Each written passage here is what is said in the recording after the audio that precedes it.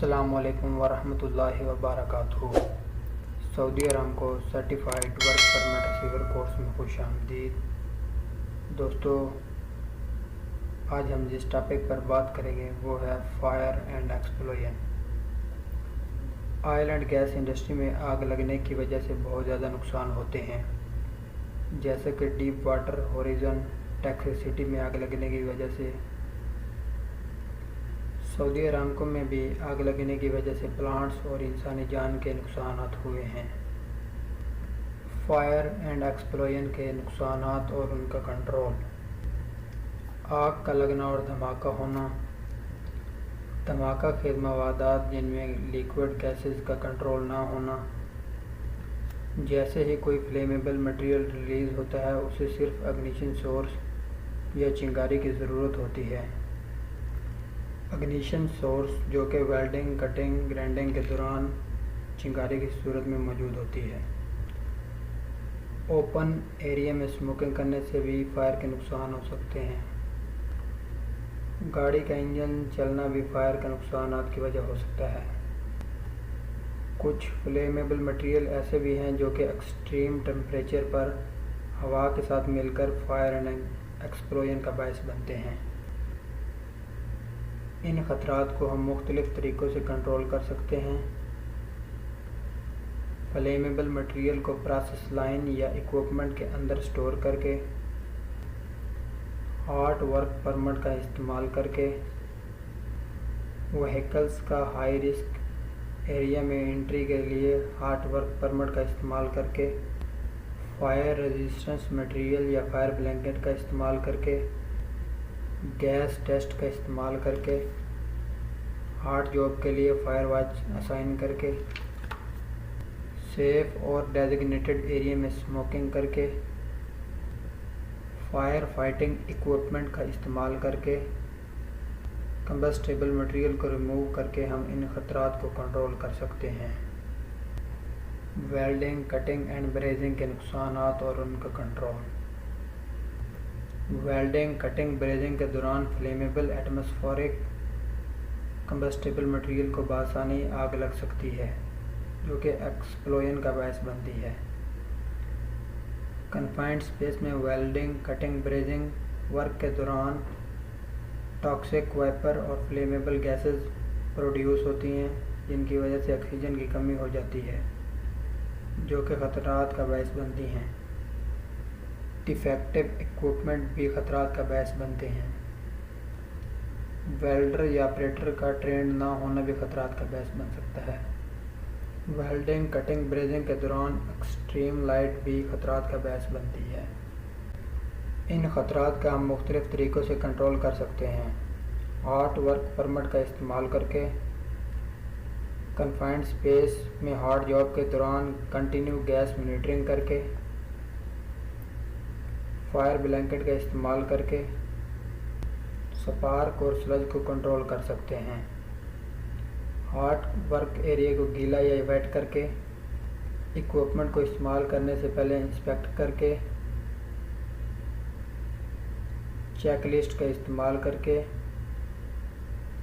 Violet inspection sticker का इस्तेमाल करके, ऑक्सीजन और एसिटिलीन सिलेंडर पर फ्लैशबैक अरेस्टर का इस्तेमाल करके, गैस वेल्डिंग होजेस को इस्तेमाल करने से पहले इंस्पेक्ट करके, काम ख़त्म करने के बाद सिलेंडर को शट ऑफ या क्लोज करके, हाइड्रोकार्बन एरिया में विदन 23 मीटर या 75 फीट सीवर को कवर करके, इलेक्ट्रिक वेल्डिंग मशीन को बाउंडेड या ग्राउंडेड करके, 110 वोल्टेज इक्विपमेंट का इस्तेमाल करके। LEL अगर 0% से अबव है तो आप हॉट जॉब नहीं कर सकते। वेल्डिंग, कटिंग या ओपन फ्लेम एक्टिविटी के बाद फायर वॉच का काम ख़त्म होने के 30 मिनट तक साइट पर रुकना लाजमी है। Fire watch Saudi Aramco employee, contractor या कोई भी सर्टिफाइड पर्सन हो सकता है जो कि इश्यूर असाइन करता है। फायर वॉच को हॉट वर्क के हैज़र्ड और उनके कंट्रोल के रिलेटेड नॉलेज होना चाहिए, जिसका काम सेफ कंडीशन में हॉट वर्क को ख़त्म करवाना होता है। फायर वॉच हार्ड वर्क के दौरान कंडीशन चेंज होने की सूरत में काम को रुकवा सकता है। फायर वॉच एक ट्रेंड पर्सन होना चाहिए जो कि इमरजेंसी की सूरत में फायर फाइटिंग इक्विपमेंट का इस्तेमाल कर सके। आग लगने की सूरत में फायर वॉच को इमरजेंसी प्रोसीजर की इंफॉर्मेशन होनी चाहिए। मिसाल के तौर पर प्रॉपर पर्सनल को इन्फॉर्म करना, अलार्म बजाना, असेंबली एरिया की एग्जैक्ट लोकेशन का पता होना। फायर वॉच सिर्फ उस आग को बुझाने की कोशिश करे जिसे वो आसानी के साथ कंट्रोल कर सकता है। ट्रेंड फायर वॉच को हार्ड जॉब वर्क स्टार्ट करने से पहले असाइन कर सकते हैं, बेशक हार्ड वर्क परमिट इशू ना हुआ हो।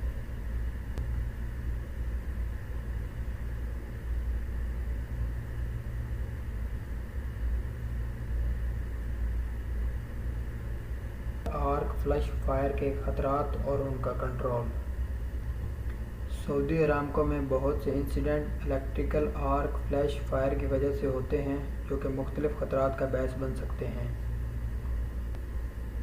आग लगने की सूरत में, करंट लगने की सूरत में, एक्सट्रीम लाइट और सराउंडिंग एनर्जी की सूरत में। इन खतरात को हम मुख्तलिफ तरीक़ों से कंट्रोल कर सकते हैं। हार्ड वर्क परमिट का इस्तेमाल करके, फायर वॉच का इस्तेमाल करके, लोटो सिस्टम का इस्तेमाल करके, ग्राउंड फॉल्ट सर्किट इंटरप्टर का इस्तेमाल करके, अप्रूव्ड इलेक्ट्रिकल इक्विपमेंट का इस्तेमाल करके, ट्रेंड एंड क्वालिफाइड वर्कर का इस्तेमाल करके इन खतरात को कंट्रोल कर सकते हैं। इलेक्ट्रिकल फायर के खतरात और उनका कंट्रोल। इलेक्ट्रिकल सिस्टम के शॉर्ट सर्किट होने की वजह से एनर्जी या स्पार्क पैदा होते हैं जो कि फायर का बायस बन सकते हैं। डैमेज पावर कोड्स या केबल का इस्तेमाल करके, ओवरलोडेड एक्सटेंशन कोड्स का इस्तेमाल करके, अनसेफ स्पेस हीटर का इस्तेमाल करके, पोर हाउसकीपिंग और पोर स्टोरेज खतरात का बायस बनते हैं। इन खतरात को हम मुख्तलिफ तरीक़ों से कंट्रोल कर सकते हैं। डेली बेसिस पे इंस्पेक्शन करके, यूएल लिस्टेड इक्विपमेंट का इस्तेमाल करके, फायर एक्सटिंग्विशर का इस्तेमाल करके, गुड हाउसकीपिंग करके, इलेक्ट्रिकल इक्विपमेंट की मेंटेनेंस के लिए क्वालिफाइड या ट्रेंड पर्सन का इस्तेमाल करके, GFCI या ग्राउंडिंग का इस्तेमाल करके हम इन खतरात को कंट्रोल कर सकते हैं। इसके साथ ही आज का हमारा टॉपिक ख़त्म हुआ। दोस्तों, आप सबको पता है हमारे हर टॉपिक के एंड में एक एक्सरसाइज है जिसको पढ़कर आप बआसानी Saudi Aramco certified work permit receiver course pass कर सकते हैं।